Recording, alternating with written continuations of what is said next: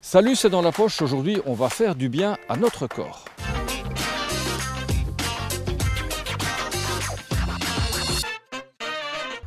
Juste derrière moi, ce petit pavillon abrite des formations en soins esthétiques et corporels. Et aujourd'hui, c'est cours de massage. C'est bien de le faire régulièrement pour entretenir sa peau et la garder aussi belle et claire que possible. Il faut aimer ce qu'on fait, donc oui, il faut donner tout l'amour qu'on a. Ça apaise, on se rend vraiment relaxé et elle le fait très bien. De l'amour, de la beauté, de la détente, l'esthétique, c'est tout ça à la fois et bien plus encore. Maintenant, à côté de ça, on peut traiter des problèmes circulatoires, des problèmes lymphatiques, on peut traiter des problèmes de cellulite, etc. Parce qu'on traite vraiment la personne en entier. Nous sommes à l'Institut provincial des arts et métiers du centre, une école de promotion sociale. Et donc ici, vous êtes sur le site de Morlanway, où il y a les cours d'esthétique, les cours de soins aux personnes. Et aujourd'hui, c'est massage. Je réalise un soin visage basique, donc là je fais un massage de détente, de bien-être et aussi je fais des manœuvres anti-rides. Des manœuvres tout en douceur. Oui, parce qu'il faut aussi mettre une intensité pas trop forte pour la personne et être douce, délicate dans nos gestes. Pour rester sur son nuage, ou presque. Ce drôle d'ustensile, qu'est-ce que c'est ? Ça s'appelle le Babozone, donc c'est un appareil qu'on va utiliser pour dilater les pores de la cliente pour avoir la facilité d'extraire les comédons. Et c'est en fait une vapeur qui va sortir du petit trou qu'on voit et qui va vraiment venir s'étaler sur tout le visage de la cliente. Le métier, fait chaud dans le dos. Oui, ça c'est sûr, ça donne chaud, autant à la cliente qu'à nous. Là, on travaille sur les trapèzes. Et on vient étirer, on met les mains de part et d'autre de la colonne vertébrale et on vient étirer pour détendre les tensions. Cette séance de massage n'est qu'une petite partie du cursus. On a des cours de maquillage, de manicure, de pédicure, Épilation, grimage, des ongles en gel, parfum, banc solaire, gestion. Puis elles ont des stages à réaliser et au bout de la réussite de tous des modules, pourquoi? Parce que ce sont des modules, on est en promotion sociale, on passe une épreuve intégrée qui donne le titre d'esthéticienne. La promotion sociale, c'est pour beaucoup un nouveau départ. J'ai terminé en réto, en option sciences économiques et gestion et je voulais vraiment faire des études d'esthétique et du coup c'est comme ça que j'ai commencé ici. J'ai été à l'Institut Sainte-Marie à la Louvière en général, puis j'ai essayé de faire un site maternel mais j'ai pas vraiment aimé et après je me suis réorientée en esthétique. Il faut avoir 18 ans, ça c'est les cours de la promotion sociale et pour les cours d'esthétique, il faut juste avoir réussi le CEB. D'accord ? Maintenant, si jamais les étudiants n'ont pas leur CEB, elles doivent passer un test d'entrée.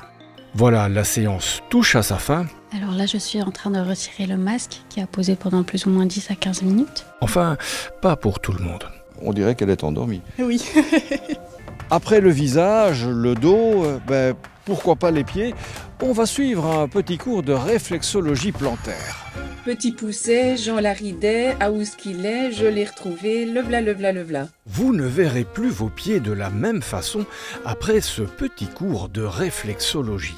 Réflexologie, c'est de la médecine chinoise, on va aller travailler sur des points réflexes, comme un peu on le fait en acupuncture. Si ce n'est qu'en acupuncture, on va piquer, nous on va appliquer des pressions. Ici en première année, on travaille sur du plantaire avec une option holistique et thérapeutique, donc bien-être et traitement. Et puis on va faire le foie, qui se trouve sur le pied droit. Donc il faut savoir lire dans la plante des pieds. Tout à fait. Le pied vous raconte votre existence complète. Qu'est-ce qui raconte les pieds de madame ? Qu'est-ce qu'il raconte ses pieds?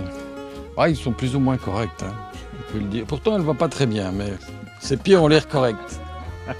Madame a une bonne hygiène de vie. Voilà, donc ça c'est sa personnalité, ça c'est sa famille, ça c'est La créativité, la direction et sa personnalité, son ego. Et puis on va faire la tête du pancréas, qui est la partie digestive du pancréas. Et donc quand on dit tu me casses les pieds ou j'ai l'estomac dans les talons, c'est pas seulement une image. Tout à fait. Donc il y a un tas de phrases que l'on utilise et qu'il y a toute cette symbolique derrière. Quand on dit soigner, ça veut dire quoi? C'est se nier soi quand on est obligé de se soigner. C'est qu'on a vraiment oublié certaines choses. J'imagine que c'est pas du guili-guili. Non, c'est pas du guili-guili, c'est plutôt du aïe. Et vous avez vos petites faiblesses? Moi j'ai des faiblesses au niveau des poumons Donc voilà, les poumons sont le chagrin et j'ai beaucoup de chagrin pour le moment. Et quand on me fait ma zone donc, des poumons, j'ai très souvent mal. Mais rassurez-vous, celui qui vous masse les pieds est généralement un ami qui vous veut du bien. Moi, je suis arrivée à faire de la réflexologie parce que je faisais du soin palliatif en tant qu'infirmière. Et quand on récupère un patient en soins palliatifs, on vous dit on ne sait plus rien faire. Donc j'avais besoin d'avoir une approche qui soit différente de la médecine allopathique, donc d'avoir une technique qui soit autre, où je puisse encore apporter quelque chose aux gens. En fait, moi, à la base, je suis infirmière pédiatrique et depuis 10 ans en invalidité suite à 5 opérations au niveau de la colonne, suite à 2 accidents de voiture. Et donc, pendant des années, je me suis juste occupée de mes enfants. Et puis, à un moment, je me dis, moi, je fais quoi ? J'ai fait des formations en soins énergétiques, j'ai fait un début de formation de sophrologie. Et puis, j'avais envie d'aller un peu plus loin, de pouvoir soigner autrement, à mon propre rythme à moi.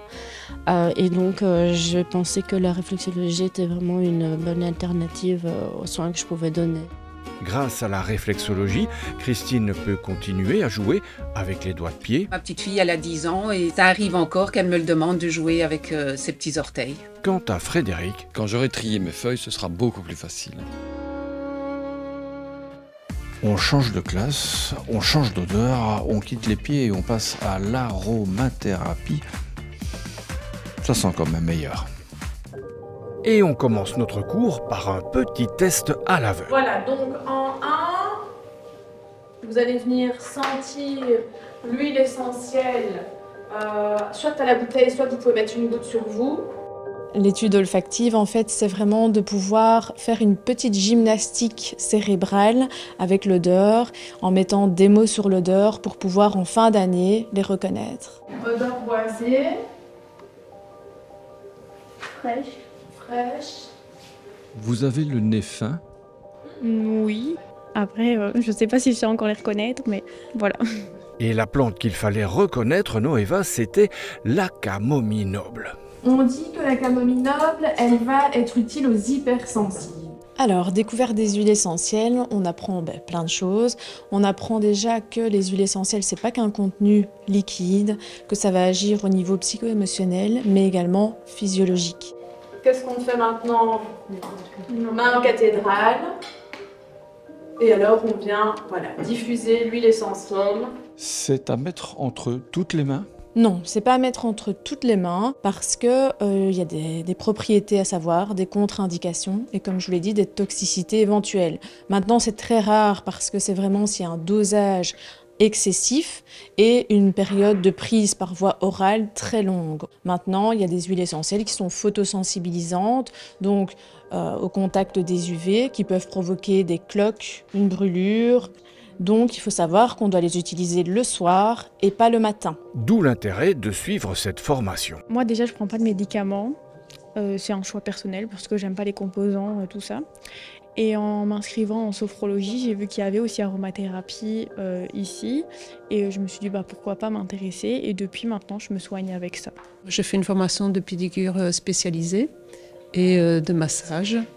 Et je voudrais personnaliser les massages que je ferai suivant la personne que je vais masser. On ne va pas dire qu'on peut tout traiter, c'est vraiment en complémentarité de la médecine allopathique. Mais il y a beaucoup de pathologies qui peuvent être soignées avec les huiles essentielles si on veut rester dans le naturel. Vous n'avez pas eu de grippe cet hiver? Non. Voilà, c'est dans la poche, c'est terminé. On se retrouve la semaine prochaine et d'ici là, portez-vous bien. Ciao.